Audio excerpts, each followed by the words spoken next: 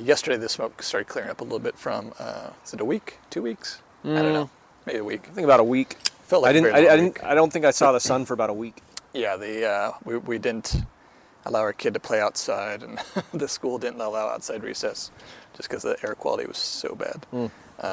It's like insult to injury. You know, you got the pandemic and the quarantine. Leave your house, literally. You know, and then we've got, we're in Dante's first level of hell. I know, the red sun. And anyway, yeah, so I was thinking, before we fully get into the topic, we'll talk about money today. Yeah, it seems like a good topic. And like with any of our topics, especially this topic, we should definitely get into some whiskey and these smokes. Let's do it. We are the Old Fashioned Dad Podcast, looking to love dads through the person and work of Jesus Christ, entering into tough conversations on marriage, parenting, sex, religion, all while having a good whiskey. So, before you lead us down, wise one, down the down the trail of money, take the red pill. That's right. We're gonna get into some J.W. Kelly single barrel bourbon, 109 proof, double oaked. Double oaked. Double oaked. Where's this from? Yeah, that's a good question. I feel like I should have a lot of this stuff memorized. I'm gonna kind of try and be really smart and just read the back of the bottle. Ooh, Chattanooga, Tennessee. I'm smelling some citrus. Do you smell citrus? I had a bunch of brisket before I came here, so if I smell any citrus, that'd be weird. That is surprisingly mellow for 109 proof. Mm-hmm. I think that's what I think that's as you cough. So smooth. Yeah, so it's a smooth burn. I think they're getting kind of some of the smoothness on the finishing. So they age it, I believe a majority of the time in one barrel, and then they'll finish it off in another barrel. Okay. To give it kind of a little bit more of a distinct flavor, or mellow it out a little bit. Sure. I definitely am gathering some fruit or citrus. Yeah, I mean, I think once you suggested that, I was like, yeah, that is kind of there. So it makes me kind of wonder what their second barrel that they used. So it's definitely sweet. How's it pairing with your cigar? And what cigar are you smoking? Pretty good. I am smoking a Don Elias. Elias? I don't know. Elias, I think both. Just go with both. Yeah, Elias. go with both. So it's a Dominican cigar. Nothing kind of mid-grade. Nothing too fancy. Is it kind of smooth? Yeah, it's pretty medium light cigar. So that's gonna go. Is that a Churchill style cigar? Yeah. Well, I don't think it's quite. It's close. I don't really fully understand all the sizes, but it's a good size. It's who'd be a good guy. Who'd be a couple of good guys to ask on that one. I think I know what you're gonna say. The Honest Cigar Experience. Yeah. Yep, those guys. Is it Tyler and Chad? Tyler and Chad, yeah. Yeah, we've been listening to them some. I was able to listen to their latest episode. I want to say it was called The Standard. I think that was the title of it. And yes, yep. And they went. I think it's Tyler that's doing kind of the leading more so on the cigars, and then Chad is more so on the whiskey. And Tyler he really went in depth on the cigars. I really appreciate that because there's so much that I don't know about cigars, and I'm always just like, yep, it's a cigar. I'm going to put it in my mouth and smoke it. Exactly. No, it's been fun listening to their podcast. Usually I listen to podcasts when I commute, and I work from home, so my commute is really short from the bedroom to my office. That's a hell of a commute. Yeah, but I've been showing some houses kind of out in the suburbs lately, like hour drive out, hour back, and so I listened to that episode. I think it was episode 7, primarily because we've been communicating with them on Instagram, and I just wanted to hear my name on another podcast, and so I listened to it. But yeah, no, I like this. It's really humble. Some good guys. That's really humble. I know. Well, I'm showing you how not humble I am in my humility. But that's why we get along. I know, exactly.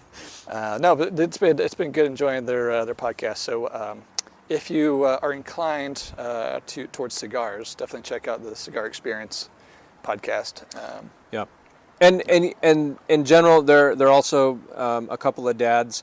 A couple of Christian guys. Yeah. Christian guys love Jesus, and it's cool to connect up with other podcasters that want to do the same thing.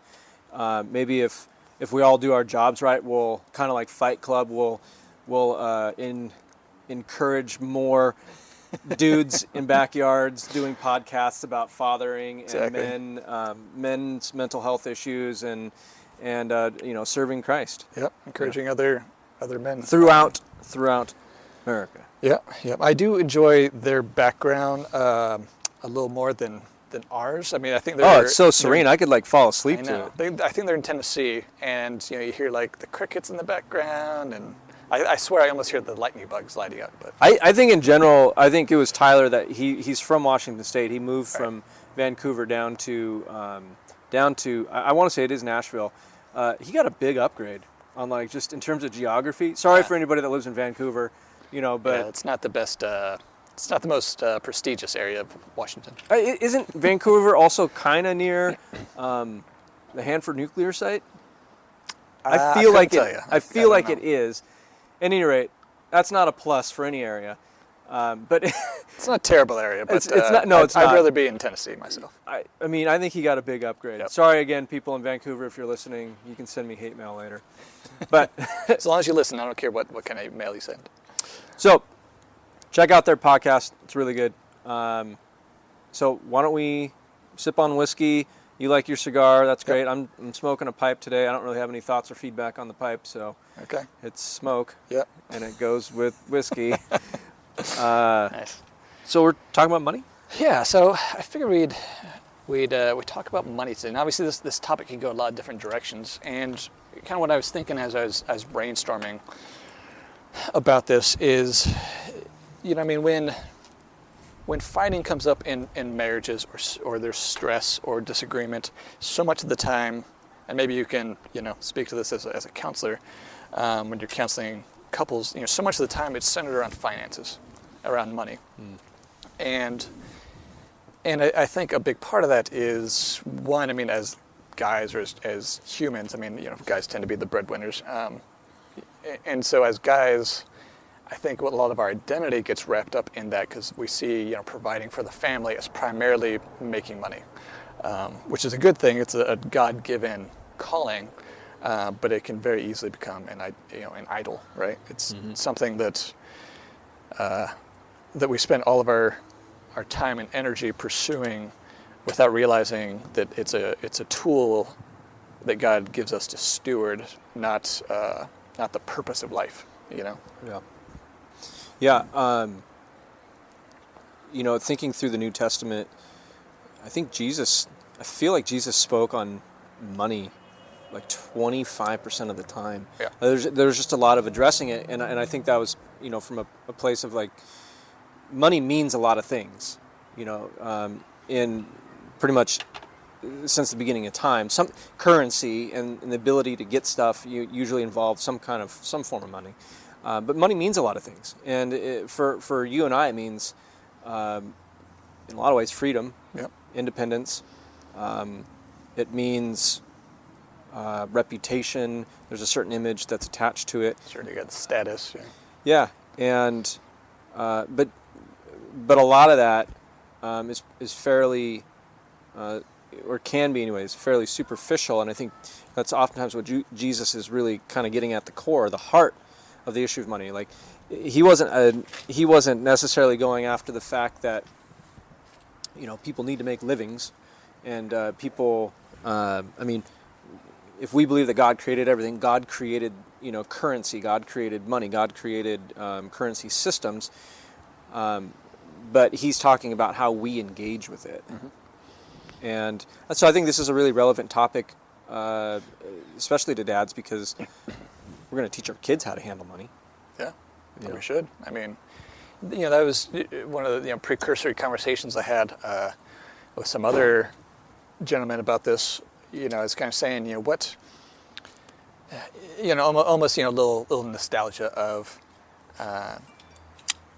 when I grew up, I don't remember it being taught in school, and it seems like it's still not being taught in life skills or whatever. I mean, when I was in school, it was called home ec or whatever. I think we learned how to sew, cook, and balance a checkbook. You didn't ever do like I had accounting in high school. Never had accounting. Huh. But regardless, that kind of calls into question, like, well, should we learn it in school? I mean, it wouldn't be bad. It's a very important life skill. But primarily, as dads, as parents, we are our teacher's first kid. Mm-hmm. No, sorry, our kid's We're first our teacher's teacher. first kid. Yeah. That'd be weird. Yeah, that is a little weird. Their first teacher and should also be their primary teacher. Yes, they go to school. Or homeschool or whatever the situation is these days, but I think unfortunately so much of the assumption these days is that the government will take care of us, whether that's politically, socially, with education, and really, I mean, our charge is to teach our kids as Christians, right? And that's a holistic thing, not just like arithmetic. Mm-hmm. So because that means that we're responsible for emotional development. We're responsible, and that encompasses mental health as well, and we're responsible for their physical development, relational development, and there's a lot of like subpoints and subcategories that can go under that, and finances is definitely one of those things. So yeah, no, I 100% agree with you. Yeah, I mean in that vein, before we kind of move on to another subtopic of money or finances. My son's 9, and so we're trying to figure out like how do we teach him about money, about how the proper role of money, how to keep in perspective, how to use it wisely. He obviously knows the different coins and how to count money, and we have him doing some extra chores, if you will. Or, I think Dave Ramsey says, don't call it chores, call it, those are just like being part of the family, it's expected. We all have to do things.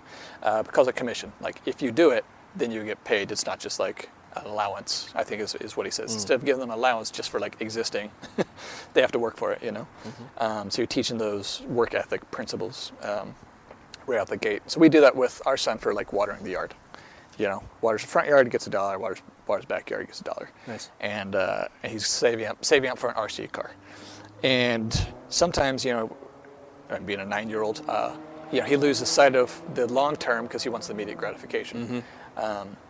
And usually that's like, I would rather play a video game or play with my Legos than go water the yard or whatever. And so we're trying to kind of instill those values of not only earning money but then knowing what to do with it. And so teach him how to like save a part of it for saving, part of it for tithing. Tithing's a big one. Yeah, and that's one's tough for me because I've been really inconsistent most of my life with tithing. But I think it's whether you're a strict 10% person or whatever, I think the principle is very clear in Scripture, which is that our heart's first love is God, not money. Yeah. And when we tithe, when we give our first fruits, not what's left over, but give sacrificially out of what we get initially, I think that demonstrates our heart's position or whatever, Mm-hmm. And I notice it with myself when I struggle with, okay, I just got a commission check. Such a percentage of it is, right off the top going to go to our church or, whatever, friend in need or whatever we feel God's, leading us to in a given month or whatever. And I think it's important to teach to our kids because, I mean, it's all about, the heart, right? I mean, it's all about what grip money has on us. I feel like I'm kind of rambling here, but feel free to step in. No, I think what you're getting at, I mean, again, from a 30,000 foot level, is you're talking about, if I'm understanding you right, you're talking about, we're our kids' first teachers, right? And we model for our kids, and so how we approach money how we view money, our kids are going to soak that up. Right. And we're not just trying to teach our kids to not over or even underspend. We're trying to teach what wisdom is. Sure. The principles that they're going to lead to wise decision making. Yeah. And the only way that you can really get wisdom when it comes to money is by simply knowing and understanding the character of God, and that comes from daily being in the Word and really trying to understand what contentment is. Because money is a false god. We know this as Christians. Money, there are people who wrongly say money is the root of all evil, but it's not what the Bible says. Money is the root of all kinds of evil, and so money has all kinds of possibilities of becoming idolatrous, because of what it can offer: power, fame, possessions. Anything in life that people strive for, money can offer it. Yeah, and ultimately it's to glorify self, make much of self, Sure. and in our society, generally the people with that are millionaires and the billionaires, they're the stars, they're the studs, they're the movers and the shakers, Mm-hmm. and okay, but I guarantee you, and this is just coming to mind now, I guarantee you none of them are probably going to be remembered in the same way as the widow from the widow's mite in the, I can't remember what gospel it was. I'll just pick one, Matthew. Where... Don't fact check us on that. Yeah, no. But she's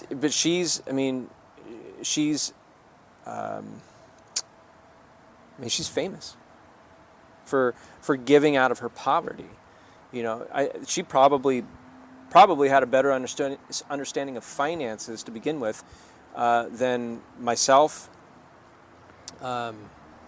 you, anybody that I know. Like, she gave out of her poverty because I think, speculation here, she understood where money comes from, and she understood who provides. Mm-hmm. And so that, to me, always has to be kind of like the foundation that has to be built when approaching money. And I do think Dave Ramsey does try to kind of help tee up some of that stuff, or a lot of that stuff. Right. Yeah. But yeah, man, this is, what a prevalent topic. In all honesty, I would say that I was going to say that I didn't approach money in the past as like I'm setting myself up like I'm in a much better position. I would say now I approach money a little bit better and a little bit more mature than I did 5 years ago. Sure. Hopefully not the opposite of that. That'd be concerning. I run a business, yeah. And so I would hope that that'll teach you some things, usually by making mistakes. Yeah. Yeah. Yes. 100%. But I came from a family where we just didn't have a lot of money to begin with. And we didn't get a lot of new things. And so anytime we got a little bit of money, my dad was very encouraging of like, you need to go and buy a toy.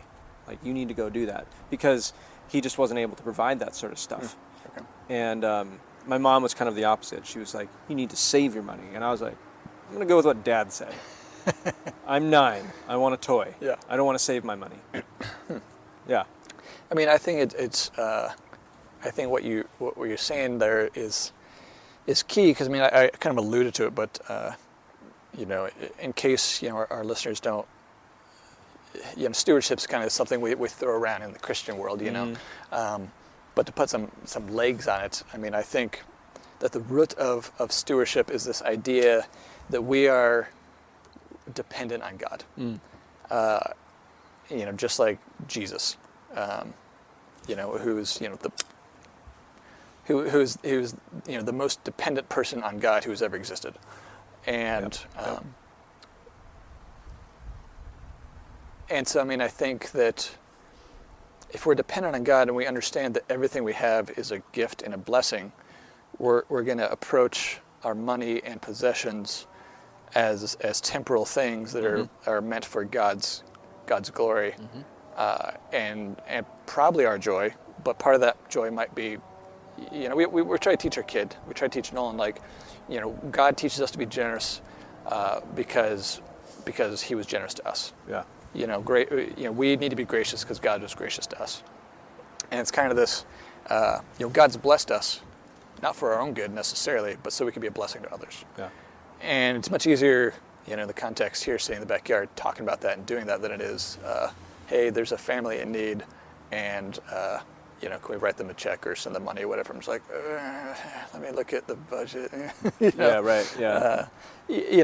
And so, but that's a check on my heart, as to whether or not I actually believe and I'm actually living out of what we have isn't really mine, it's God's. And if God brings an opportunity and we're supposed to share that, I should do it with a happy heart, And then we want our kid to do that too, yeah.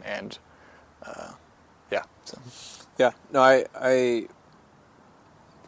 think why we're continuing to circle this first part of this topic with money is because it's so, one, it's meaty, and it's really important to have this foundation of understanding of stewardship and who God is before you even try and teach basic principles on money. Yeah, it's the root issue. It's the heart issue.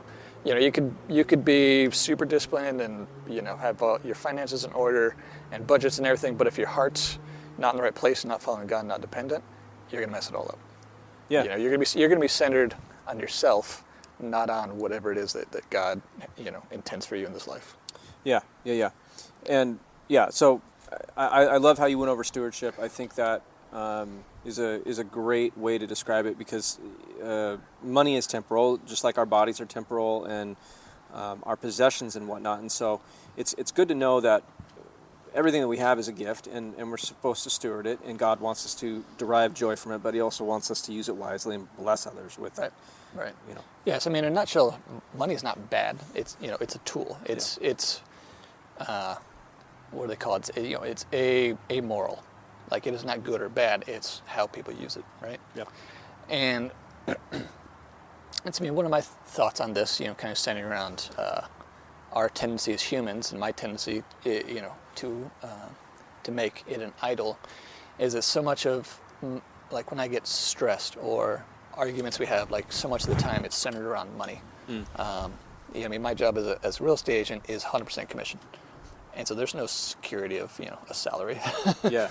And, so while I usually take care of the finances and stuff, I'll have to check myself and my heart, because, my wife's like, hey, let's go do this thing, go on this vacation, and go hiking, and I've got to buy this thing, and I'm here. Your heart's immediately pulling back a little bit. Yeah, and I'm just stressed. I'm like, it takes a lot for me to not be, short and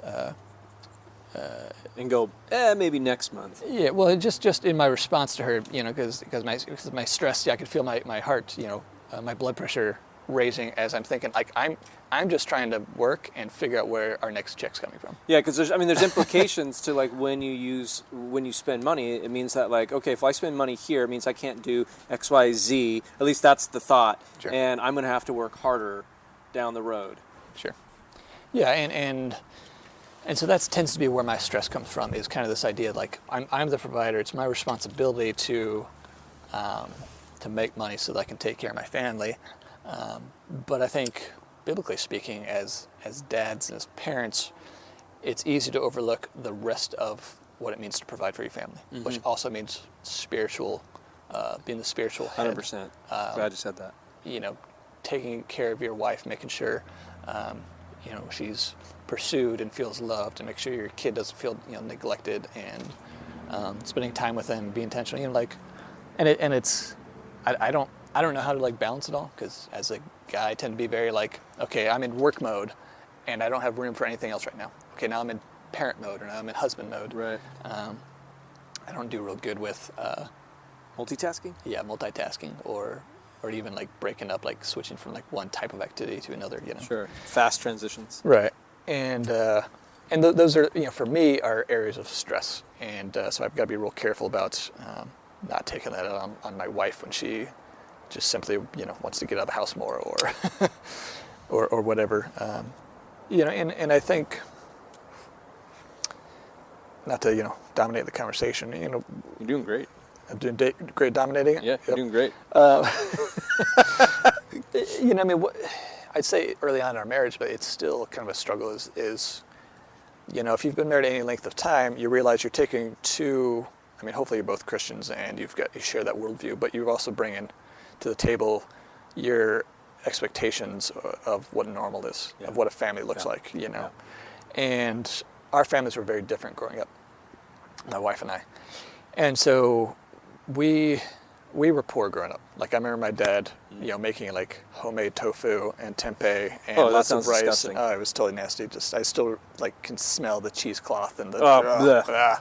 Anyway, it's the reason I hated tofu growing up. But, so we were poor, and I remember it probably wasn't until high school that we started, doing okay, where like we actually bought a house, and I kind of adopted that as my normal. So like when I moved out, just subconsciously, I was trying to live that lifestyle. And it took me years before I was like, I have no business trying to live like a, 30, 40-year-old person who's been working for 2 decades. As I work my, at the time it was $14 an hour, which, was quite a bit of money, 20 years ago for not needing a college education, as a carpenter. But I mean, I just blow my money. I live paycheck to paycheck. I didn't know what I was doing, and so that's kind of my background. And Jenny, she grew up in a small town, but her dad was like the orthodontist in town, the only one. So like, she grew up pretty comfortable, and he put her through college, and I think she has like 3 degrees, and she didn't have to work while she was doing it and stuff, and so my assumption there is she's got a little bit of a silver spoon in her mouth and doesn't understand like what it really means to like work and how to create money. And so granted, I like to spend money on things I like to, and she likes to spend money on things she likes. But so I think our struggle tends to be she kind of spends her time like planning how to spend the money and what kind of trips and where to go and that kind of thing. And I'm like, where's this money going to come from? It's going to come from me working hard, and you want me to go do this other stuff. It's going to pull me away from my work. Yeah. and so I've got to check my heart there, but it's a real frustration, real source of stress. Not that any of it's bad, but it could easily become kind of this all-consuming, like every hour of the day is set to working to provide a certain lifestyle that I feel like I need or my wife demands or whatever, even if that has been articulated or isn't really there. So I guess the point of that is make sure you communicate with your wife on those kinds of things, because you're more likely, if you haven't talked about, are operating out of different expectations, which could lead to a lot of unspoken stress and arguments. Yeah, thanks for sharing that. About, I wish more couples were honest about the financial stuff. Like my wife may not admit that side of things, so hopefully she doesn't listen to this. But. It's usually sex and money that are the 2 hot topics. Yep. For most. Parenting maybe being another one, but it's really difficult to have this conversation, because for a lot of different reasons. It's a very broad conversation. We're trying to set up a foundation for it. And hopefully, I don't know, we'll give some practical things that you've done and I've done. We're certainly giving our experiences, but it's really difficult to have this conversation and not talk about 2 words that I feel are implicated here, or maybe 3: jealousy and envy and entitlement. More specifically, the entitlement. Got some loaded terms there. Really loaded, and I don't think we're going to do this podcast justice if we just sit down and talk about those words. But, and that may be for another episode. But when you're talking about the issue of money, and as you were talking about it, like for a man, for father, for husband, the burden of responsibility for providing is ever present, and money kind of gives you that real tangible valuation, like this is 40 hours a week in money, and now it just went towards my kid's braces, or it went towards car repair, and it doesn't feel super great, or it goes to I don't know, something that your wife wants, which feels a little bit like, okay, I can handle that, but there's still this piece of like, I made that money. Sure. I made that money, and And I think that's that's where the entitlement comes in. In no one should have any say over the money that I made, and I see that creep in. Sure. Your pride kind of gets in the way of like, I should be directing what this is spent on. Yeah, I know best where, when you make your money, I'll let you be in charge of your money. And how's that go over with Julia? She's cool with it? Man. If I had a nickel for every time that she was cool with it, I'd be minus a nickel. But yeah, I mean, entitlement's kind of at the core of dealing with money issues, and especially when it comes to issues, especially when it comes to like divorce. Couples get frequently divorced over money issues. They can't agree on how money should be managed, and oftentimes it's because, well, one is either spending too much of the other's money, or one is simply just too controlling and doesn't let any money be spent whatsoever because their goals for the money are oftentimes, they say, in the best interest of the marriage or in the best interest of the family, when there's really not. Sure. Well, and I don't want to cut you off here. No, you're good. I mean, you kind of alluded to this, but you're. I mean, I don't know if I could take a biblical stance on this, but I think principle-wise, I think sometimes we let pragmatism get in the way of biblical principles and what's best for us. What do you mean by? I think contextually I understand what you mean, but what do you mean by pragmatism? So you kind of said like if one spouse is paying too much of the other spouse's money, right? Yeah. From the get-go, we decided no matter who's working, who's making the money, we're together. We're all in on this. So one bank account, one credit philosophically, card. Philosophically, you're already in a pretty defined camp that like couples already have issues with. Like there's already. Do you keep the bank account separate? Do you keep them together? Right. And I feel like that's something like should be part of like the pre-marriage discussion. Yeah, absolutely. Because it betrays, it reflects your view on money and on even trust. Yeah, well, and on identity, like because God says that marriage is two people, two fleshes becoming one flesh, right? Right.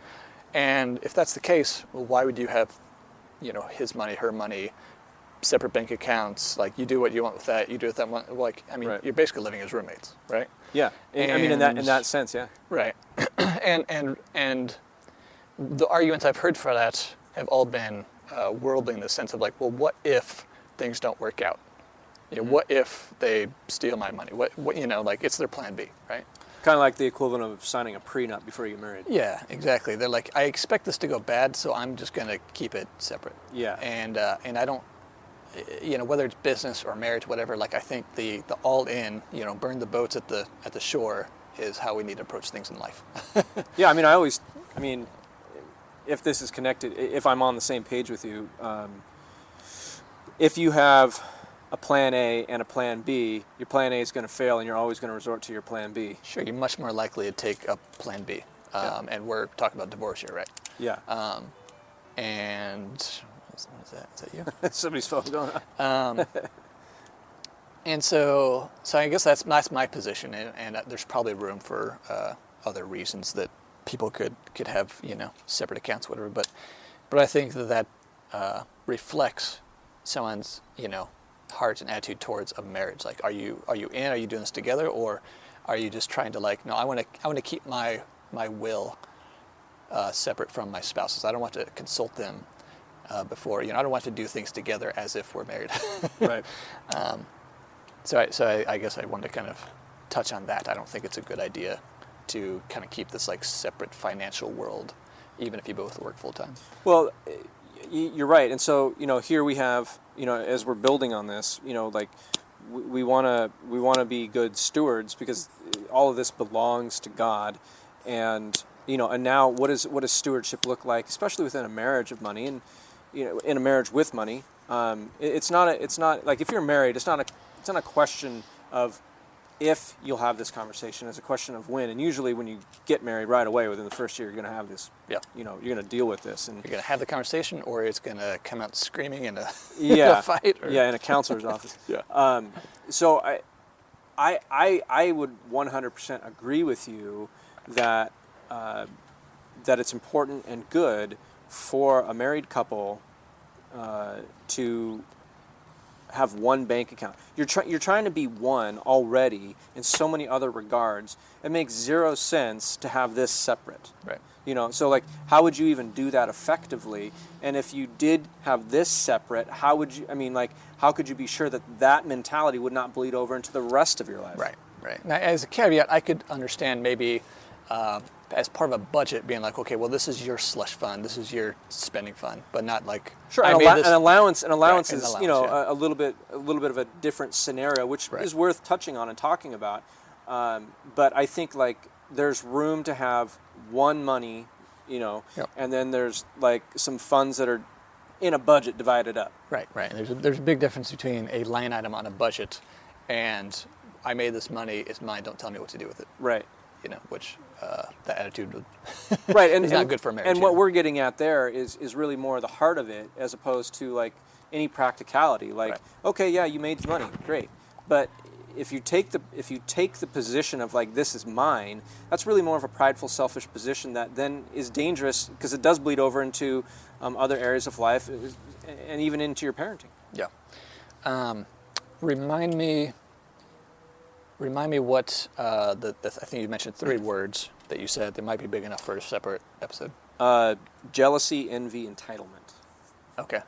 So, I think those all tie into money, and I guess I'll throw this in here. If I haven't been clear enough, I don't think money's a bad thing. I don't think no, you've making money, great, yeah. pursuing that is a bad thing.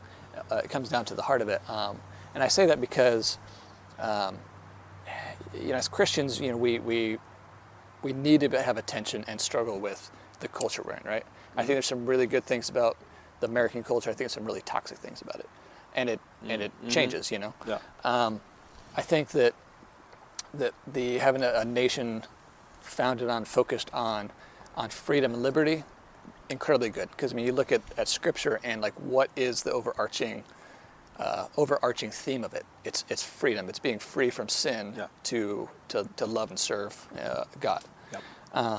So I think that's a big thing. Now you can make a case about if that should be done as a part of a tribe or a larger group, like a church is, the bride of Christ, versus being individuals, and having because we're very individualistic as an American society, right? Yep. But I think as a system, I think capitalism is, not to get political, but I think it's incredibly good because it allows people to be motivated, yes, by self-interest, but in the sense of like, who's going to do a better job taking care of your family? You or some other entity that's outside of you telling you what's best for you to live? I typically have this conversation with myself, and I like to say me, and so I'm going to go with me. Okay. Yeah. But I bring that into it because I think there's elements of individualism and capitalism that are good, but it needs to be balanced out with what God calls us to, right? Yep. Because it's very easy to be selfish in our pursuit of freedom and money and liberty, if you will. But that's not our highest calling. Our highest calling is, loving, serving God, using our means, which often means our money and possessions, for what He desires. Part of that's obviously taking care of our family, but it extends past that, right? Into our community, into our church.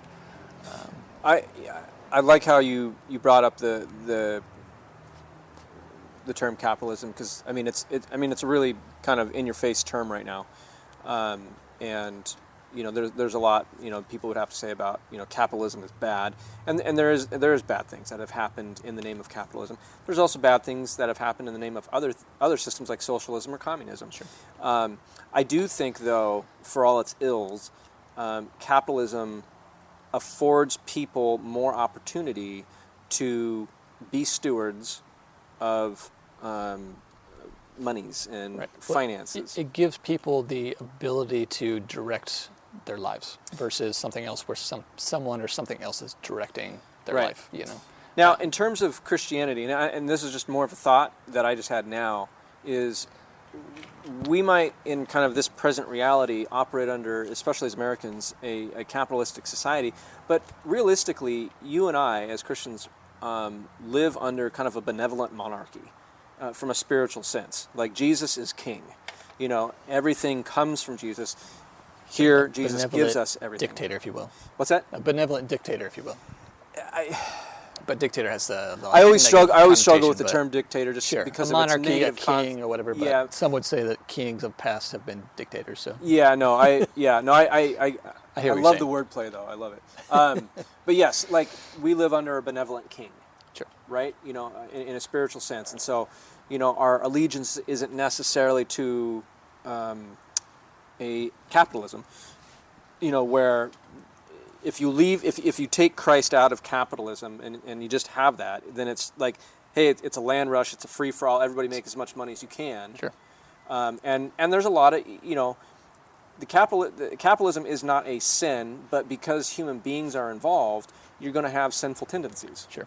But I will make the argument that I think as a foundational economic system, flawed as it may be, it's better than any alternative. I would tend to agree with you. And I say that because you mentioned envy, and so for me, that brings up a lot of conversations that we're having now as far as tearing down the patriarchal capitalist system and basically replacing it with socialism. Yeah. And to me, the only, and I think it's often couched in this idea of of justice, right? But the reality is, if you listen to the language of people that believe in that, it's all around envy. Mm-hmm. It's all around, it's not fair, such and such person has, way more money than they need. It's like, well, who decides what someone needs? Like, you're getting in dangerous territory where, you're basically advocating for everyone being equal with a few really powerful people on top, because someone has to make those decisions. Yep. And anytime you see those, whether it's socialism or communism, socialism being the economic system that is often accompanied by a government system of communism, where basically you take away people's ability to own property, own businesses, control their destiny, you get an equal outcome of destitute, impoverished people with a really wealthy government class, because people are evil. And as opposed to people being evil in a capitalist society, you've got people looking out for their own good, but it only works if other people are willing to play ball. Mm-hmm. Like if you're selling something, it only works if I'm willing to part with my money for that thing. Right. On its foundation, as opposed to you will give up your money and it will be distributed as someone else sees fit. Yeah, and I guess I tend to believe that the system that we currently operate in, there's a lot more opportunity for redemption, or for being redeemed, and for people to experience redemption in where other systems that may not be the case or possibility, or figure out how to manage finances and be responsible with such oppression. Sure. Yeah. I mean that's a little bit of a side or whatever, but I just wanted to kind of address that. Kind of the envy side of things, because that tends to be what people tend to be focused on fairness, or it's not fair that so and so has this. And I noticed that in my heart, I might be totally fine with my lifestyle now and what I'm making, and then I find out that Bob down the street, he makes $100,000 more than me. What the hell? What's he? All of a sudden, I'm not satisfied. Yeah. All of a sudden, I want what Bob has. Yeah. And the Bible calls that sin. And you also start saying in your head, and I agree with you. Yeah. You also start saying in your head well, Bob's not worth $100,000. Right. What I do is worth more. How is he making more? Right. And that's the whole foundation of something like socialism. And so that I have a problem with the very structure of it, even though it may lead to more equal outcomes. People aren't born equally capable, or equally driven, or equally whatever. The world's not equal. So to try to artificially manipulate human desire and drive and what people do, I think is incredibly dangerous and has always led to way worse outcomes, and usually the opposite of what people are trying to prevent. When it comes to justice or alleviating oppression. Usually it's more oppression and more suffering. So we've got this foundation that we've built. We're stewarding what Jesus has given us. We are, then incorporating that into, how we partner in our marriages, specifically and personally, and it's important to, have an understanding of the different systems that exist out there, and then have a good biblical response, because ultimately what that boils down to is like, well, I might not be able to change a particular global system that exists, but how do I approach, once I have the foundation and it's operating in my marriage, how do I approach that practically? Yeah, let's talk practically. Yeah. So, a little part of my story, I did not spend money well. I did not treat money well in my 20s. Me too. Right on, man. 20 through 30 was just a rapture. I remember when I got married, and I was thinking back, like, if I had a fraction of all the money that I'd blown on stupid shit, I'd be a wealthy man. But my story is basically like, I got married at 28. Didn't really know what I was doing. I know what I'm doing a little more than I did then, but not much. That's good. That's really good. And so, like 3 years into our marriage, I got deployed with the Army to Iraq, right? And so I'm making good money. It's all tax-free, getting combat pay, not spending any money. And so I come back home and I've got a good chunk of money, right? Yep. My wife's working. She's, I think renting a room somewhere. And so we've got a chunk of money, and I'm like, oh crap! I should probably learn like how to manage money, how to invest. I don't know what I'm doing, and so for me, I'm a very DIY guy. So I got 2 books, and I don't remember if they were recommended to me or what it was, but it was, and we'll leave the links in the show notes here. It was Personal Finance for Dummies. Mm-hmm. The yellow, Dummy series of books. Yep. And it was Dave Ramsey's Total Money Makeover. Mm-hmm. And the Total Money Makeover is great because Dave Ramsey, teaches on the principles of essentially, not spending more than you make. Mm-hmm. Being debt free. If you are in debt, how do you get out of debt? All that kind of stuff. And so that was a great foundation for how to treat money, how to think about money, how to steward money, because as a Christian, financial advisor essentially, and so that was good. And then the Personal Finance for Dummies just taught me the basics about what's a CD, what's a Roth IRA, how does investing in the stock market work, how do retirement funds work, all that kind of stuff. And so I basically just started, created a couple of Roth IRAs, which are retirement funds, and then put some Vanguard mutual funds in them, which are low cost mutual funds. Which, if you know anything about money, it's basically a whole bunch of different stocks going into one fund. That's a mutual fund. Right. And so I basically over a number of years kind of bought different mutual funds to kind of diversify my risk. And fortunately, when I started, it was 2009. It was like the bottom of the stock market. Stocks were on sale. Yeah, and so our stocks, our mutual funds, our retirement funds did really well because of that. But then, I got into real estate and started working for myself, and didn't have a lot of disposable income, and so I didn't invest for a number of years. But all that to be said, at this point, just because of where the stock market went and everything, I've got a good chunk of money sitting in a retirement fund, and I'm like, I don't really know what I'm doing, and I don't really have the expertise or the time to figure it out. Mm-hmm. And so, we've got a mutual friend who's financial planner, and I'm like, I trust you. You're a Christian. Let's transfer these funds into having you manage it and went that route. And so that's been really good. I'm just kind of taking that off my plate. But that's kind of my story with it. And I guess when it comes to teaching my son about it, I'm just trying to teach him the principles right now, right? Teach him how to save and delay gratification and how to tithe and be generous with his money and other people and that kind of stuff. I don't really have like a full-on plan of how to, as he gets older, how to kind of teach him that. But I want him to be equipped by the time he hits 18 to like kind of understand how money works and making sure that he has the tools to like even if he's not making a ton of money, like setting $25 aside each paycheck or whatever, like just start saving it, even if it's not in the stock market, like putting it aside.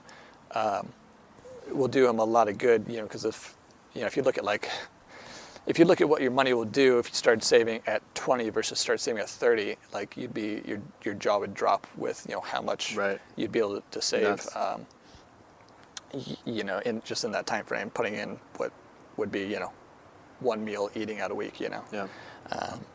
And so I try to tell that to like younger people, like don't do what I do, don't do what I did, just start putting it aside. Like whatever your larger financial plan is and what you put it in is almost irrelevant. Like just start saving money. Anyway, I came into the marriage as the spender, and my wife was just an incredible saver. Her father, is a CPA and had his own practice and everything like that. So, she grew up with his firm's actually my CPA for my business. So nice. I know he's not really involved anymore, but right. They do great work. She grew up around a financial mind, and I think she just had some really good principles. I think she also just in general was a little bit more of a content person. Like she was able to be fine with just a little bit, and so I came into the marriage with just kind of bad spending habits, and she came in with really great saving habits. But over time, God's been really gracious in helping me understand that, like, my wife has some really, really big, really great strengths in terms, like, I guess if you want to break it down in gifts, like kingly gifts. Mm-hmm. She has a lot of great kingly gifts. She's very financially inclined, and so I defer to her a lot when it comes to budget conversations and even like projections, financial projections for our families. And she's taught me a lot about finance. And so, like, I think in a lot of ways, she leads me in the family on this particular issue. And as such, and I think that's just God's grace, because I think I was a dum-dum, and I think I'm less of a dum-dum when it comes to money. And I think it's been God's grace that He has surrounded me by people that are financial. I got a father-in-law who's CPA, and a wife who's really great with money and an executive now, and a brother-in-law who's a financial advisor, and another brother who works for Wells Fargo. So a lot of financial minds that are around me. Mm-hmm. One practical thing that took me a long time to get used to, but I really love it now, is that my wife set, back when we were definitely poor, like we made no money, she set a budget for us. She's like, you can have $50 a month for an allowance. It might have even been 40. Mm-hmm. And that's what you get, because if I didn't have an allowance, I would just go dip into the checking account. I wouldn't check it. I would just spend, because I was like, well, this money's here, I can do that. Because I didn't pay attention to bills, and I didn't pay attention to savings, and I didn't pay attention to any future financial goals that we had. I was just like, well, the money's there, I want this thing, I'm going to go get it. But I realized real quickly, fortunately by God's grace, that's not going to make the marriage work. That's really not going to make the marriage work. And it's not a really good biblical understanding of financial stewardship either. Like, I should also be giving to God, and I should also be blessing my family in the way that I think about money. And so for my wife to come along and say, hey, we need to kind of put you on a diet, a financial diet, and you get $50 a month, that'd be good for you, yeah. It was. I hated it, and Sure. it took some years to really stay focused on it, because it didn't change for a long time. Like, there was plenty of times where I couldn't go out because I didn't have any spending cash. Yeah. And I would just tell my friends, I'm like, Either if I come out with you, I'm just having water, Right. Or you can pay for me and I'll get you back later, or Right. I can't go. Yeah. You know, but it was my really wife good grounded for me. me. What's that? My wife grounded me. Yeah, my wife grounded me financially. And I know for some dads that's a real thing. Yeah. You know, and that can be a kind of a point of contention that they are like, you can't do that to me. This is my money. You know, like you're going to embarrass me. I should be able to spend whenever I want. Yeah. I learned, at least personally, that's not a very good habit. And if I don't learn how to manage money well, then that's going to translate to my kids. And even before I came over here today, I was dealing with a little bit of a money issue with my daughter. She's learning how to manage money a little bit better. She's learning the value of things. Better for her or better than you? Better than me. Okay. But she's learning the value of things. We used to be able to not be able to go to Target and not like have some sort of like depressed moment that she couldn't get something. And we've fortunately been able to have so many conversations about the value of stuff, and like even the conversation of like, you only really wanted this thing because it's present, it's in front of you. Like, right. Had you not seen this, you probably wouldn't have wanted it. Right, you didn't even know it existed. Yeah, like but it's here, Right. you know, and it's colorful, and you really want it. And we've had conversations about, you know, the quality of goods and how goods hold their items. Because I'm a big fan of, I don't like to buy stuff unless I know that I can resell it for at least what I bought it for. Like that's That must really limit your purchasing. it habits. does. It really, really does. If I don't think that I can sell it, even after a year of owning it, Yeah. for at least what I got it for, then I don't think it's a worthwhile purchase. Okay, I hope you didn't approach your wife that way. She's priceless. So my daughter's starting to learn this a little bit with stuff like, you know, this kind of made in China toys that she likes to buy. Mm-hmm. She wanted me to help her sell some of these toys, and so I went on eBay and I was like, what, she told me this is how much I bought such and such a toy for like $40. It was a big toy, and she's like, I should be able to get $40 for it. I'm like, well, we're going to have a little bit of a financial lesson today on what stuff is worth. And I look on eBay and I see what the stuff is being sold for, $5. Sure. You know, and I was like, here's a little conversation on depreciation. Right. This is how market values work. This, like, and really something is only worth what somebody's willing to pay for it. Exactly. You know, like if I have a pencil that somebody wants to pay $500 for, guess what? That pencil now has a valuation of $500. Right.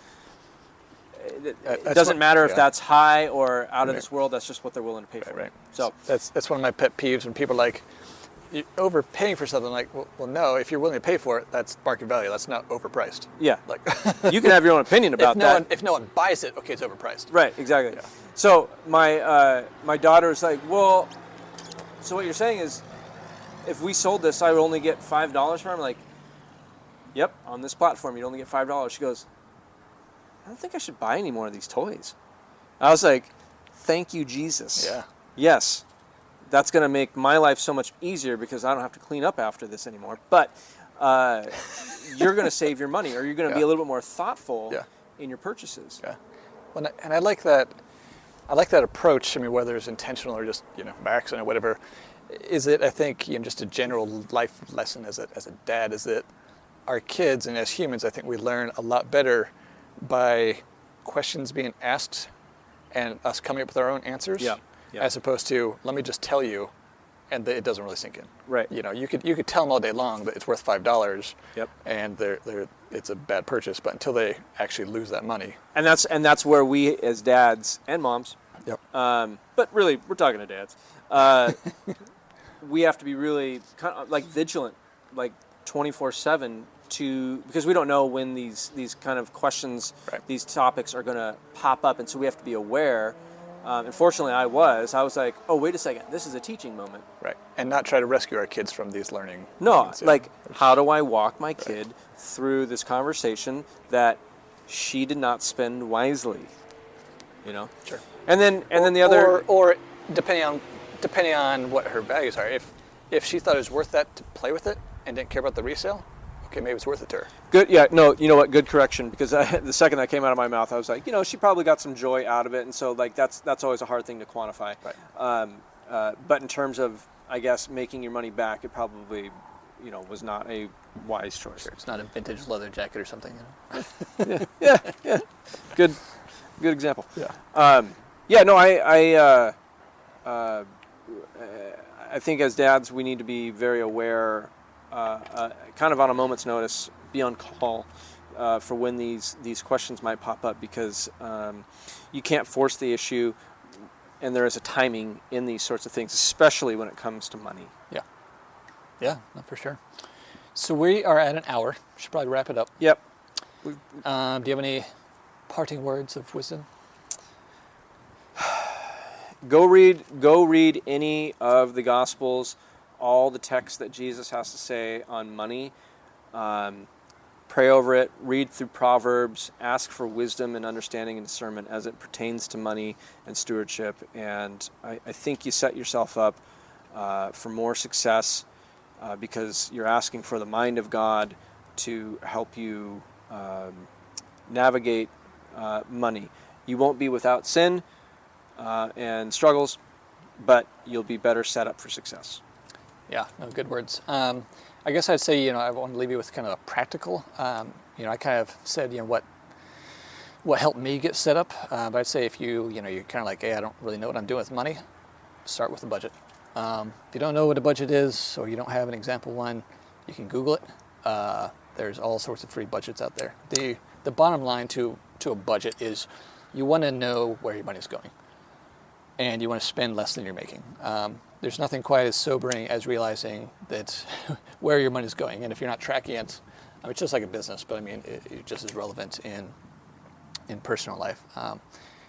It doesn't matter, you get super nerdy and granular on all your subcategories of where you're spending your money, but the bottom line is to be intentional about where that money's going, so that you can do what God's calling you to, or you can prioritize the things that are most important to you and your family. Mm-hmm. Whether that's having monthly date nights, or having a annual vacation, or something. Like, you're not going to get there by just kind of winging it when it comes to finances. And another good resource, we've mentioned his name, Dave Ramsey, Financial Peace University. Yep. Great resource. And I just learned this last night talking with the Honest Cigar Experience, Tyler. He actually works for Financial Peace University, and he's done so for the last 4 years. And I was trying to get some information out of him. I was like, hey, what are the top 3, or top 5 things you would suggest for this topic of money? And I think I caught him off guard, and so he wasn't able to get back to me. But I think he would also be a resource. Okay. And I think Dave Ramsey, Financial Peace University, certainly hit us up on the Old Fashioned Dad podcast. We're not financial experts in the sense of the phrase, but we do have experience managing money inside a marriage. So and having some biblical responses. So we'd be happy to give you our answers and our experience. Yep, for sure. So I don't really have anything else to add. One final thought for all the listeners out there. I heard from a former pastor of mine, Mark Driscoll, if you really want to understand somebody's heart, or even your own heart, when it comes to money, examine your bank statement. Yeah, or not even just money, just like what your priorities are, what's important to you. Yep, and your bank, and that. Yeah, your spending will reflect what you care about. Yep. Check us out on all the social medias. Dads, we love you. Christian, thanks so much for spearheading this topic. It might be one worth revisiting in some kind of nuanced way. But thank you again, Dads. We care about you. We're praying for you. And keep at it.